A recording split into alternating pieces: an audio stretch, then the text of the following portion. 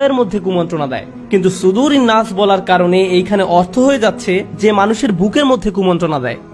এখন আমরা যদি খেয়াল করি তাহলে দেখব যে হার্ট এবং বুক এই দুইয়ের মধ্যে পার্থক্য আছে। বুক হচ্ছে একটা সুরক্ষিত জায়গা, আর হার্ট হচ্ছে সেই সুরক্ষিত জায়গার মধ্যে রাখা একটা মূল্যবান বস্তু। আপনার হৃদয়ের মধ্যে প্রবেশের ক্ষমতা তার নেই।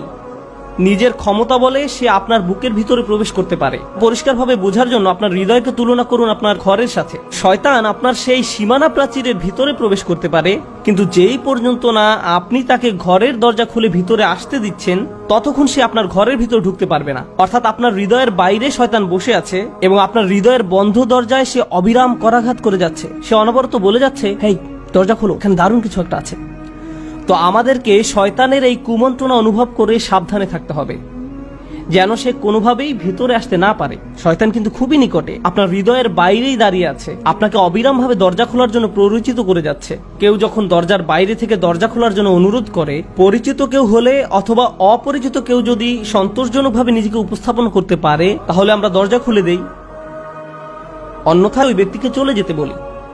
একইভাবে শয়তানের ধোঁকাবাজিতে পড়ে আমরা যদি দরজা খুলে দেই তাহলে কি হবে? শয়তান ভিতরে ঢুকে পড়বে, আর যখনই বাইরের কেউ আপনার মনের ঘরের ভিতরে ঢুকে পড়বে তখনই সে তার নিজের মতো করে আপনার ঘর সাজাতে শুরু করবে। আপনার কাছে কোনটা ভালো বা কোনটা খারাপ তার একটা নির্দিষ্ট ছক ছিল, কিন্তু যেই আপনার মনের ঘরে আপনি খারাপ কাউকে থাকতে দিবেন, কিছুদিন পরে সে আপনি দেখবেন যে সব উল্টাপাল্টা হয়ে গেছে। রান্নাঘর হয়ে গেছে বেডরুম, টয়লেট হয়ে গেছে গেস্ট রুম। আর আপনি যদি তখন জিজ্ঞেস করেন কি হচ্ছে এসব, তখন সে উত্তর দেবে, আমার কাছে এরকমই ভালো লেগেছে। এখানে এইসব কথা বলার উদ্দেশ্য কি?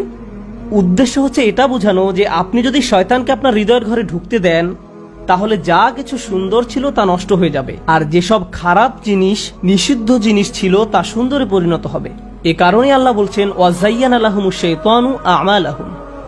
শয়তান তাদেরকে তাদের কাজসমূহকে লোভনীয় করে উপস্থাপন করে। তার মানে যেই পর্যন্ত আপনি শয়তানকে আপনার হৃদয়ে ঢুকতে না দিচ্ছেন, এখন আপনি যদি শয়তানকে আপনার হৃদয়ে ঢুকতে না দেন তাহলে আপনার হৃদয়ের মধ্যে কি রয়ে গেল?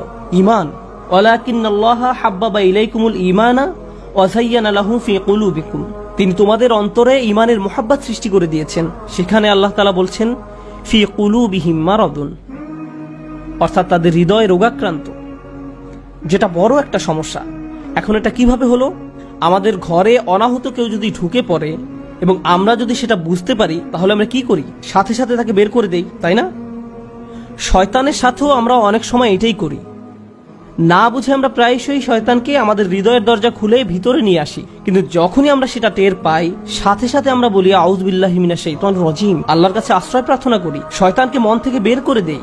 আর এটাই আমাদের করা উচিত। কিন্তু আমরা যদি শয়তানকে বের করে না দিয়ে তাকে থাকতে দেই তাহলে সে ধীরে ধীরে আমাদের মনের ঘরকে নিজের মতো সাজিয়ে গুছিয়ে নেবে। ফলশ্রুতিতে আমরা হয়ে পড়ে অসুস্থ, আমাদের অন্তর রোগাক্রান্ত হয়ে যায়।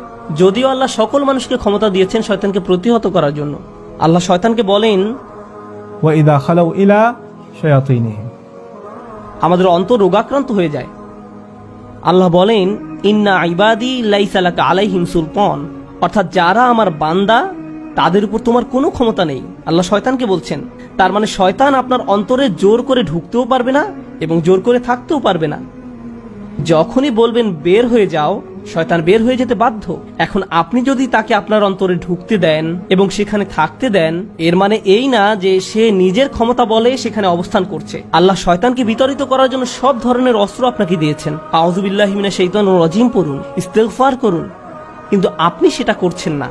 আর যখন আপনি শয়তানকে বের করতে চাচ্ছেন না তখন আল্লাহ তাআলা বলছেন, ঠিক আছে তুমি তোমার মতোই থাকো। ফাযাদাহুমুল্লাহু মারাদা, আল্লাহ তাদের ব্যাধি আরো বাড়িয়ে দিয়েছেন। আপনি শয়তানের পথে চলতে চান, ঠিক আছে চলতে থাকুন। শয়তানের সব সাঙ্গপাঙ্গকে আপনার অন্তরে বাসা বাঁধতে দিন। ফলশ্রুতিতে তারা আপনার অন্তরকে এমন ভাবে সাজাবে যে আপনি এমনকি রমজান মাসে যখন শয়তান বাঁধা অবস্থায় থাকে তখনও আপনি এমন ভাবে চলবেন যেন মনে হবে শয়তানই আপনাকে চালাচ্ছে। মূলত শয়তান কিন্তু সেখানে নেই, কিন্তু সে এমন ভাবে সবকিছু নিজের মতো করে সাজিয়ে রেখে গেছে যে আপনি নিজের অজান্তেই তার সেই দেখানো পথে চলছেন। শয়তানের কাজ আপনি নিজেই করছেন। আপনারা কি কখনো চিন্তা করেছেন যে আল্লাহ তাআলা কেন বলছেন যে মানুষ এবং জিনদের মধ্যেও শয়তান রয়েছে? শয়তান এক সময় জিন ছিল, সেটা আমরা সবাই জানি, কিন্তু শয়তান মানুষ কিভাবে হতে পারে? ব্যাপারটা এরকম যে যেসব মানুষ শয়তানকে নিজের অন্তরে ঢুকতে দেয় এবং সেখানে দীর্ঘ সময় ধরে বাসা বাঁধতে দেয়, তারাই শয়তান হয়ে যায়।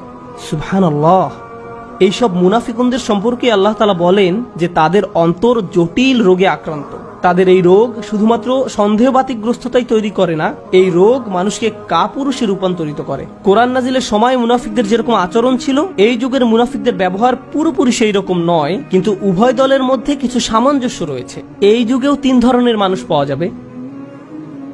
এক ধরনের লোকেরা অত্যন্ত গভীরভাবে এটা মেনে নেয় যে আল্লাহ ছাড়া আর কোনো উপাস্য নেই এবং মুহাম্মদ সাল্লাল্লাহু আলাইহি সাল্লাম আল্লাহর রাসূল, এবং তারা মুসলিম হতে পেরে গর্ব অনুভব করে, নিজেদেরকে সম্মানিত মনে করে। আল্লাহ এবং তার রাসূলের নির্দেশ তাদের কাছে সব সময় যে কোনো কিছুর চেয়ে অনেক উপরে। তারা সব সময় মনে প্রাণে এটা বিশ্বাস করে যে আল্লাহর দ্বীন নিখুঁত। মানুষ হিসেবে আমরা ভুল করতে পারি, আমাদের সীমাবদ্ধতা থাকতে পারে, কিন্তু আল্লাহর দ্বীন সকল সমালোচনার ঊর্ধ্বে। এই ধ্যান ধারণার বিপরীত আরেক দল লোক আছে যারা ইসলাম এবং মুসলিমদের তীব্রভাবে ঘৃণা করে। আর এই 2 দলের মাঝখানে আরেক ধরনের কিছু মানুষ আছে যারা মনে করে কোরআনের সবকিছু এত কঠোরভাবে মেনে চলার কি দরকার, কিছুটা সমঝোতা তো করাই যায়। হাজার হলেও এখন 2016 সাল, সময়ের সাথে কিছু কিছু ব্যাপারে একটু ছাড় তো দেয়াই যায়। কোরআনের সবকিছু যদি এই যুগে হুবহু মেনে চলতে যাই, তাহলে তো ব্যাপারটা বেশি কঠোরতার দিকে চলে যায়। আমাদের 2 দিকেই ভারসাম্য রেখে চলা উচিত। এই দলের মানুষেরা আর কিছুই নয়, এরা হচ্ছে মহানবী সাল্লাল্লাহু আলাইহি সাল্লামের আমলের সেই মুনাফিকদেরই আরেকটা রূপ। আমাদের দ্বীন নাজিল হওয়ার সময় থেকেই ভারসাম্যপূর্ণ জীবন ব্যবস্থা, এটাকে নতুন করে ভারসাম্যপূর্ণ করার কিছু নেই। স্বয়ং আল্লাহ তাআলা এই দ্বীনকে দুনিয়া এবং আখিরাতের সাথে সর্বোচ্চ উপায়ে সমতা বিধান করেই পাঠিয়েছেন। এখানে আপনার বা আমার এটা বলার কোনো সুযোগ নেই যে আমাদেরকে আসলে ইসলামের কিছু ব্যাপারে সমতা করা দরকার। নিজেদের ভিতরে ভয় এবং কাপুরুষতা থেকেই এই ধরনের ধারণা আমাদের মধ্যে জন্মলাভ করে। অন্যের সামনে নিজেকে হাস্যকর মনে হবে, অন্যেরা আমাকে নিয়ে কি ভাববে, সমাজে আমার অবস্থান কোথায় দাঁড়াবে, এইসব চিন্তা ভাবনার কুপ্রভাব যে পড়ে আমাদের ইসলামের প্রতি বিশ্বাসের উপর। তাই আমরা যখন এই